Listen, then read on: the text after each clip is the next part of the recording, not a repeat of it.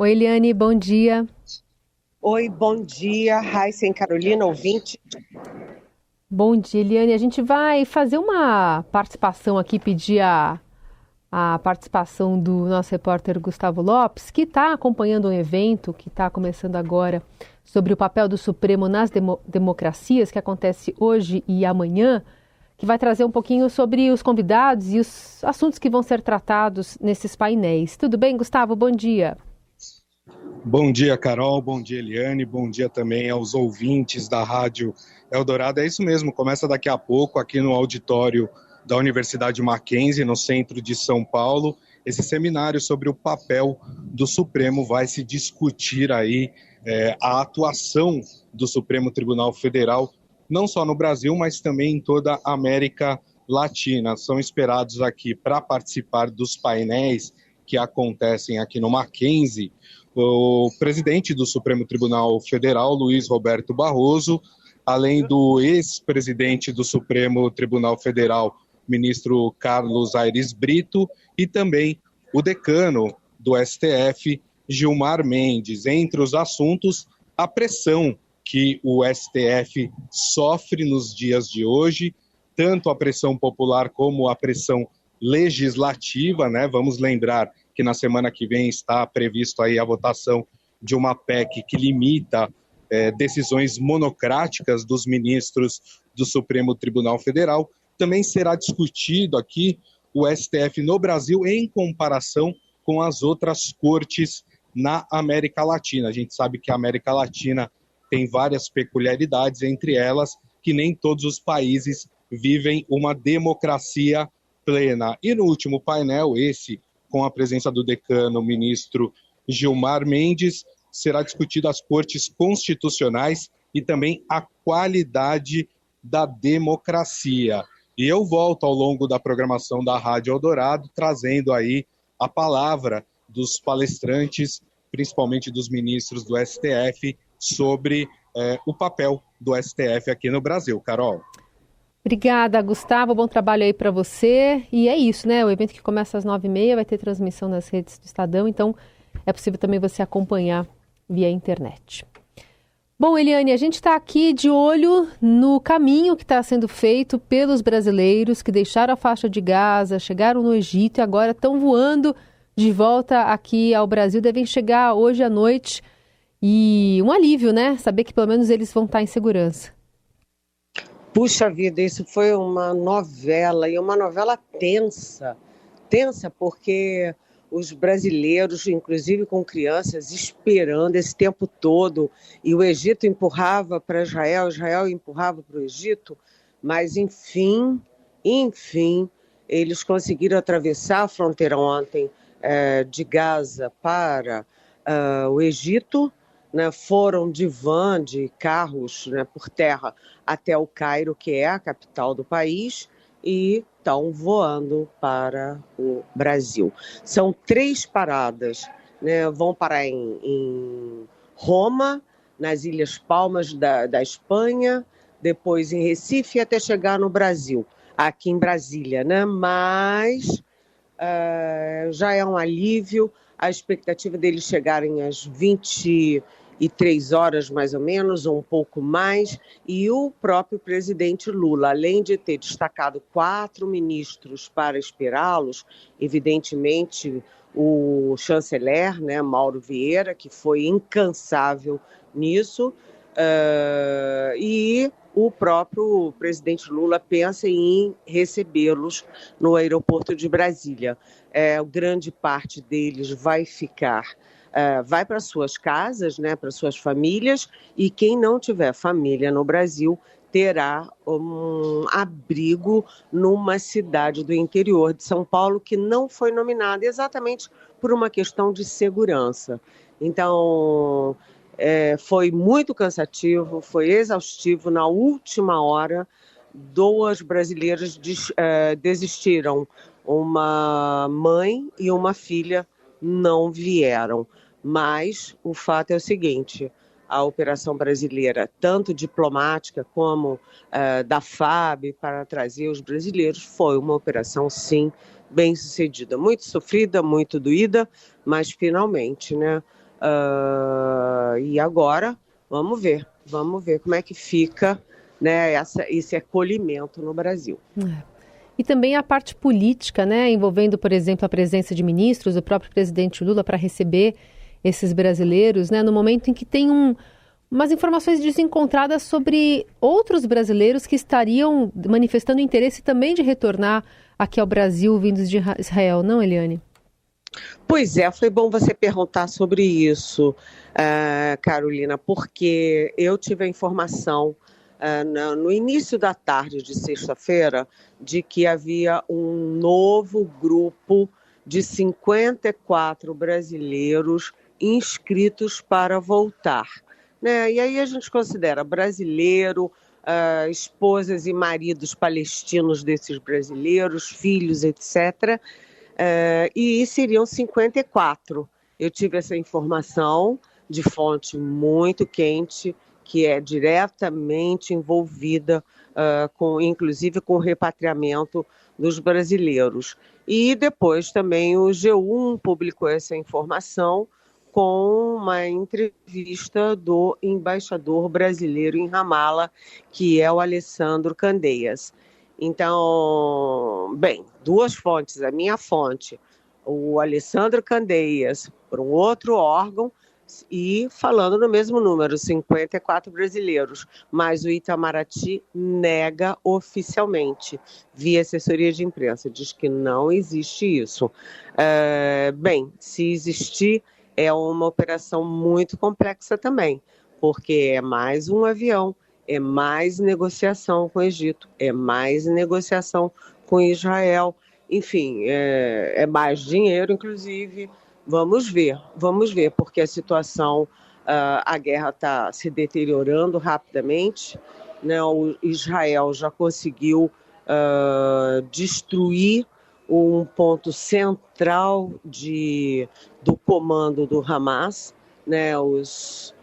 Tanto o hotel, que servia como base do Hamas, como também esconderijos subterrâneos, e a cidade de Gaza está destruída, está tudo destruído, ou seja, a situação está fora de controle, inclusive podendo extrapolar as fronteiras de Israel e de Gaza.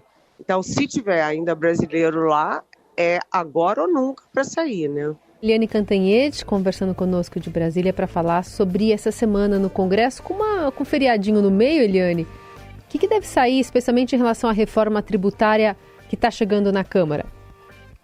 Pois é, a reforma tributária chegando na Câmara, isso significa que agora os debates vêm à luz do dia. O Senado, que é acusado de ter mudado drasticamente o pacote que veio da Câmara, hoje soltou uma notícia interessante, que do projeto que saiu do Executivo, que saiu do Ministério da Fazenda, a grande maioria das mudanças, das inclusões de alíquotas especiais, camaradas, etc., a maioria veio da Câmara e que, na verdade, o Senado só incluiu 5, ou seja, a Câmara teria incluído 11 e o Senado só incluiu 5. O fato é que isso é o grande abacaxi da reforma. Já tem aí muita gente dizendo que o principal, né, e a manchete do Estadão agora está dizendo que o principal vai ficar, principal não, o mais doído, o mais difícil vai ficar na discussão das leis complementares, as leis que vão especificar como aplicar o que está previsto na PEC, na proposta de emenda constitucional. Então, inclui a proposta, né, na Constituição e depois a lei complementar especifica, detalha como fazer, como executar. Mas não é só isso, né, porque há as tais emendas modificativas que vão ficar provavelmente para o ano que vem. Uma delas é muito difícil, porque é exatamente sobre o conselho que partilha as verbas do novo imposto estadual e municipal entre os estados. Então, cada estado e cada região puxa para o seu lado. Então, isso vai ser muito complicado e o próprio Fernando Haddad, ministro da Fazenda, já me avisou isso. Essa vai ser uma parte complicada da negociação da reforma. Mas o importante é que a reforma está aí e a dureza dessa semana é que tem um feriado quarta-feira, o que evidentemente atrasa todas as tramitações. Feriado em Brasília, numa quarta-feira, costuma esvaziar bastante o Congresso. E aí, Eliane, a previsão de votação que tinha sido manifestada pelo presidente da Câmara é para depois, inclusive, do feriado do dia 20, que também, se bem que segunda-feira não é muito movimentada em Brasília, mas tem esses 2 feriados aí no panorama, né? Exatamente, ou seja, começa mesmo para valer na terça-feira, dia 21. Muito bem. Eliane, outra notícia que hoje o Estadão destaca é sobre uma visita, 2, na verdade, que uma líder do tráfico do Rio de Janeiro fez ao Ministério da Justiça, né? O Ministério está dizendo que não tinha como verificar, enfim, a ficha, né, de cada pessoa que vai visitar ali o Ministério, mas a gente está falando de um problema de segurança importantíssimo dentro de um órgão, né, central do governo federal. Pois é, exatamente. Ela não é do Rio, não, ela é do Amazonas. Verdade, perdão. Ela é a Luciane Barbosa Farias, que é conhecida como dama do tráfico amazonense. Ela já foi condenada em segunda instância a 10 anos de prisão, né, está recorrendo em liberdade. O marido dela é conhecido como Tio Patinhas, conhecido por assassinatos, né, condenado a 30 anos de prisão, está preso, né, considerado o grande líder do tráfico no Amazonas, enfim, e ela já teve 2 audiências presenciais no Ministério da Justiça, ou seja, ela esteve dentro do Ministério da Justiça, se encontrou com 2 autoridades diferentes, em 2 momentos diferentes no Ministério da Justiça. O Ministério da Justiça tem obrigação de ter um serviço de inteligência eficaz, que identifique esse tipo de gente e impeça a entrada para falar com autoridades. Enfim, os nossos repórteres André Chalders e Tássio Lohan, do Estadão, descobriram essa história que eu acho assim, puxa, então qualquer um entra no Ministério da Justiça? E se for um assassino que entre no Ministério da Justiça e mate o ministro? Eu estou falando, obviamente, lá é uma caricatura, mas de qualquer jeito, né, você não pode expor o Ministério da Justiça a esse tipo de gente, né? Uma mulher condenada a 10 anos de prisão, casada há 11 anos com um sujeito que é o chefe, o líder de uma facção criminosa, né, que foi condenado e preso, está preso há 30 anos. Gente, realmente o Ministério da Justiça vai ter que explicar isso, até porque em nota oficial eles dizem que era impossível a inteligência identificar. Como assim? Será que a inteligência, se os nossos repórteres rapidamente descobrem isso, como é que a inteligência do Ministério da Justiça não era capaz de identificar e impedir essa entrada? Essa notícia de hoje simplesmente é espantosa.